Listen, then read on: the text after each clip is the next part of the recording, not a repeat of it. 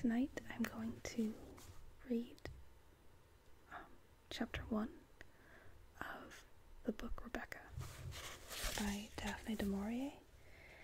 It's one of my favorites. If you haven't read it, I highly recommend you do. It's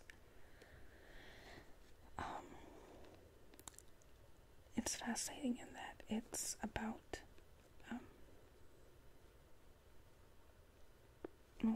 Rebecca, the woman that the book is named after, is dead. She never appears in the book, except in memory. And it's written from the perspective of the second wife. Her name is, oh Lord, I can't actually remember her name. But she's the second Mrs. De Winter. And she gets drawn into the life and into the memory of the first wife, Rebecca,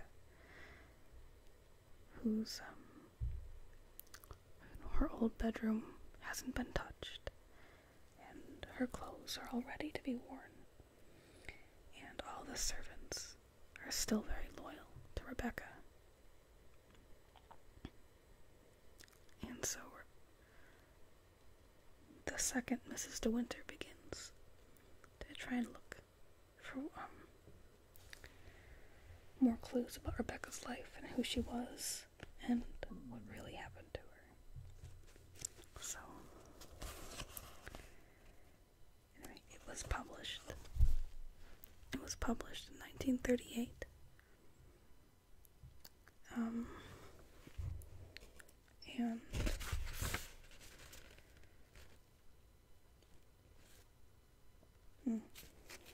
And the copy that I have is printed by Aloud Books in 1971. So I'm going to read chapter 1, and if you like it, I'll keep doing other chapters. I think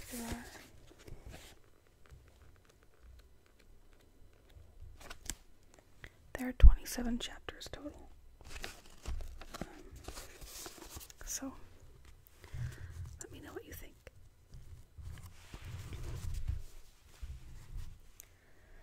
Last night I dreamt I went to Manderley again. It seemed to me I stood by the iron gate leading to the drive, and for a while I could not enter, for the way was barred to me. There was a padlock and a chain upon the gate. I called in my dream to the lodge-keeper, and had no answer, and peering closer through the rusted spokes of the gate, I saw that the lodge was uninhabited. No smoke came from the chimney, and the little lattice windows gaped forlorn. Then, like all dreamers, I was possessed of a sudden, with supernatural powers, and passed like a spirit through the barrier before me.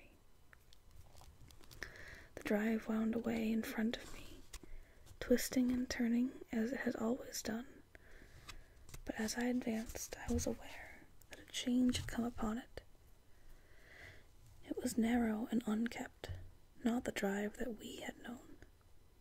At first I was puzzled and did not understand, and it was only when I bent my head to avoid the low swinging branch of a tree that I realized what had happened.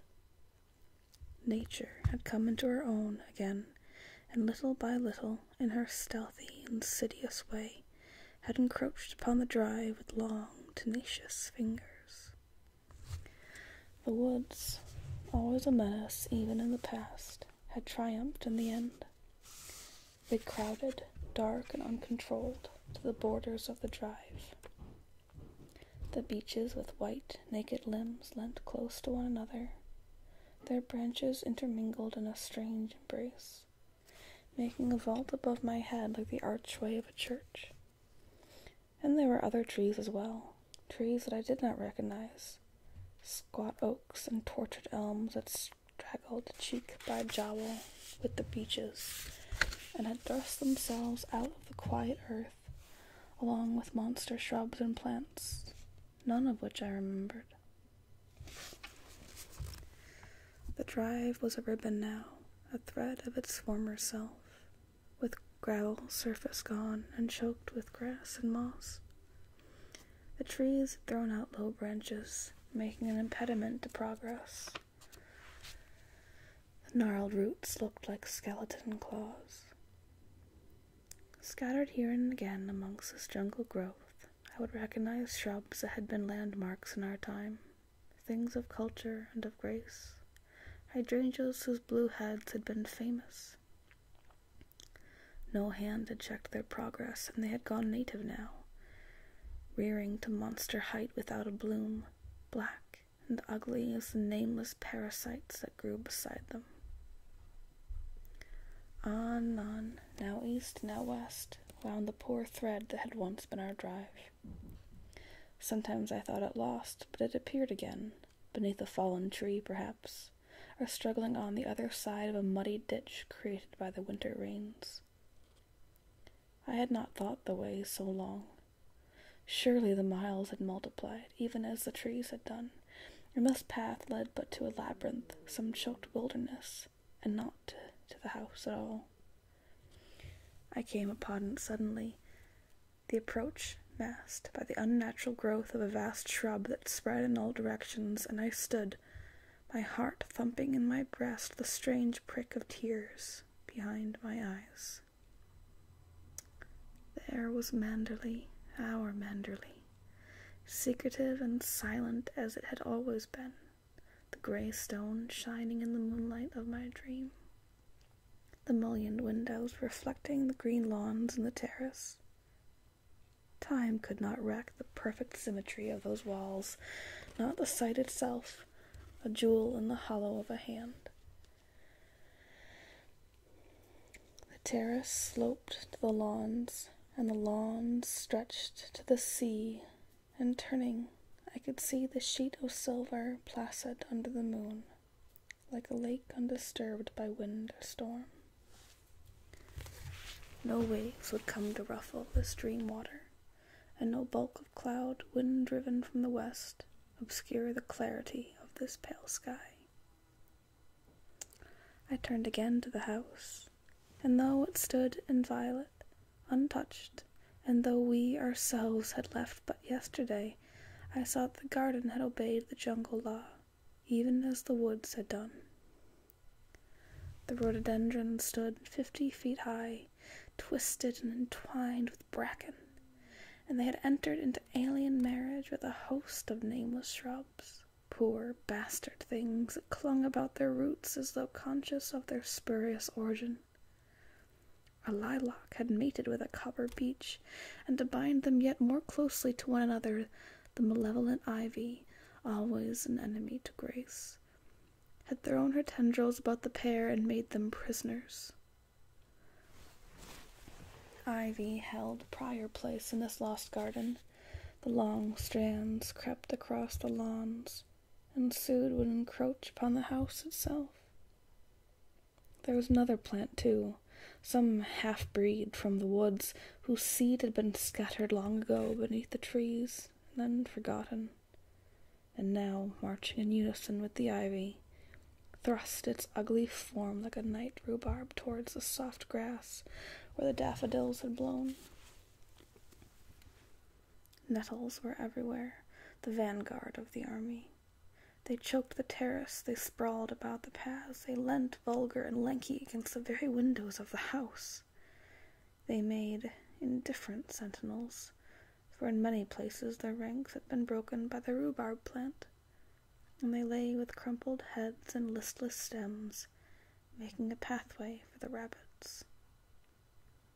I left the drive and went on to the terrace, for the nettles were no barrier to me, a dreamer. I walked enchanted, and nothing could hold me back. Moonlight can play odd tricks upon the fancy, even upon a dreamer's fancy. As I stood there, hushed and still, I could swear that the house was not an empty shell, but lived and breathed as it had lived before. Light came from the windows. The curtains blew softly in the night air, and there, in the library, the door would stand half open as we had left it, with my handkerchief on the table beside the bowl of autumn roses. The room would bear witness to our presence. The little heap of library books marked ready to return, and the discarded copy of the Times. Ashtrays with the stub of a cigarette, cushions with the imprint of our heads upon them, lolling in the chairs, the charred embers of our log fire still smoldering against the morning.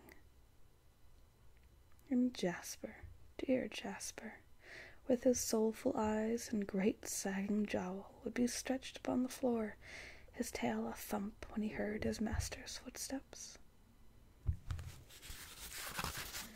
A cloud, hitherto unseen, came upon the moon, and hovered an instant like a dark hand before a face.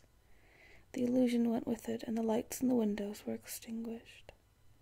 I looked upon a desolate shell, soulless at last, unhaunted, with no whisper of the past about its staring walls. The house was a sepulchre. Our fear and suffering lay buried in the ruins. There would be no resurrection. When I thought of Manderley in my waking hours, I would not be bitter. I should think of it as it might have been, could I have lived there without fear. I should remember the rose garden in the summer, and the birds that sang at dawn, tea under the chestnut tree, and the murmur of the sea coming up to us from the lawns below. I would think of the blown lilac and the happy valley. These things were permanent. They could not be dissolved. They were memories that cannot hurt. All this I resolved in my dream while the clouds lay across the face of the moon, for like most sleepers, I knew that I dreamed. In reality, I lay many 100 miles away in an alien land, and would wake, before many seconds had passed, in the bare little hotel bedroom, comforting in its very lack of atmosphere.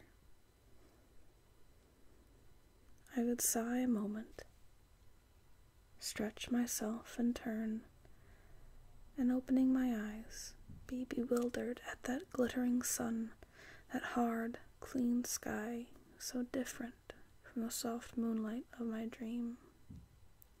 The day would lie before us both, long, no doubt, and uneventful, but fraught with a certain stillness, a dear tranquility we had not known before. We would not talk of Manderley. I would not tell my dream. For Manderley was ours no longer. Manderley was no more.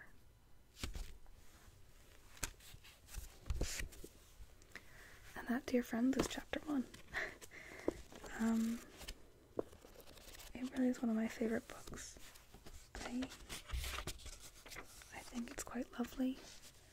I love the rhythm of her words, and she takes a lot of care laying out the scene for you, and I feel completely transported in that first chapter, and which is a writing skill I feel that a lot of modern writers have abandoned, because I think it's a popular trend nowadays to describe but leave things vague enough for people to fill in the blanks. And I mean, it's done with characters, it's done with locations, and